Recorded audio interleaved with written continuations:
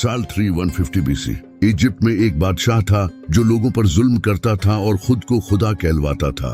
ये गुरूर के नशे में धुत था। इस इंसान का नाम मुसाब बिन वलीद था, जिसे आज हम फिरौन के नाम से जानते हैं। फिरौन ने बनी इसराइल को अपना गुलाम बना रखा था और वो बनी इसराइल पर बहुत जुल्म करता था।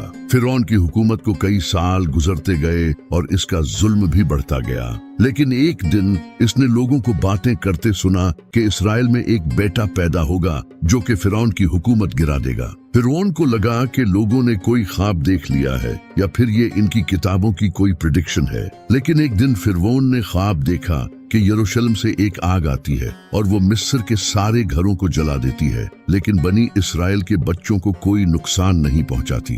फिरौन डरा हुआ नींद से उठा और इसने अपने सारे जादूगर और प्रीस्ट्स को जमा किया और इन्हें इस ख्वाब के बारे में बताया। उन्होंने कहा कि बनी इसराइल में एक लड़का पैदा होगा और इजिप्शियंस इसके हाथों मारे जाएंगे। ये सुनकर फिरौन ने हुक्म दिया कि बनी इसराइल में जो भी लड़का पैदा हो उसे मार दिया जाए। फिरौन के इस हुक्म के बाद से बनी इसराइल में जो भी लड़का पैदा होता उसे मार दिया जाता था। लेकिन एक दिन इकोनॉमिक्स एक्सपर्ट ने फिरौन को कहा कि बनी इसराइल के बूढ़े मरते जा रहे हैं और अगर कोई लड़का पैदा होता है तो उसे हम मार देते हैं। इस तरह तो कोई मर्द भी बाकी नहीं बचेगा जिसे हम गुलाम बना सके और काम ले सके। हमें कोई पॉलिसी बनानी होगी जिसमें एक साल अगर कोई लड़का पैदा हो तो उसे मार दिया जाए और दूसरे साल अगर कोई लड़का पैदा हो तो उसे छोड़ दिया जाए। फिरौन ने इस बात को समझा और इसके बाद इसी तरह होने लगा। जिस साल बच्चों को जिंदा छोड़ा जाना था उसी साल हजरत मूसा अलैहिस्सलाम की मां हामिला हुई और उन्होंने हजरत मूसा अलैहिस्सलाम के भाई हजरत हारून अलैहिस्सलाम को जन्म दिया। लेकिन इसके अगले साल जब बच्चों को कत्ल किया जाना था उसी साल हजरत मूसा अलैहिस्सलाम पैदा हुए। हजरत मूसा अलैहिस्सलाम की मां को डर था कि इनके बच्चे को कत्ल कर दिया जाएगा। तभी अल्लाह ने हजरत मूसा अलैहिस्सलाम की मां को इल्हाम फरमाया, इसे दूध पिला, फिर जब तुझे इस पर खौफ हो तो उसे दरिया में डाल दे और खौफ न कर और गम न कर, बेशक हम इसे तेरी तरफ फिर लाएंगे और इसे रसूलों में से बनाएंगे।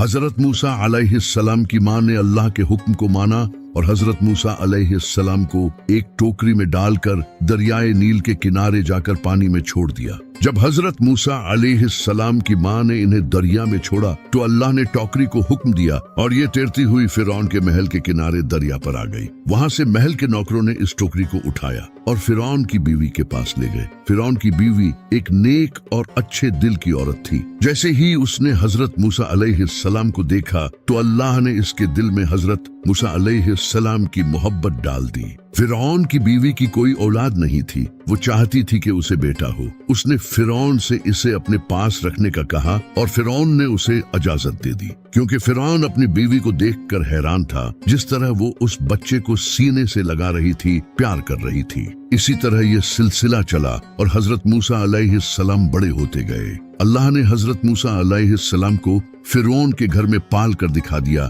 कि वही सच्चा रब है। और यहाँ तक कि अल्लाह ने हजरत मूसा अलैहिस्सलाम को उसी साल पैदा किया जिस साल बच्चों को मार दिया जाता था। ये सब उस रब की कुदरत है। मूसा अलैहिस्सलाम को अल्लाह ने ताकत और दीन का इल्म अता किया था। एक दिन मूसा अलैहिस्सलाम ने देखा कि एक इसराइली को कुछ मिस्र के लोग पिट रहे थे।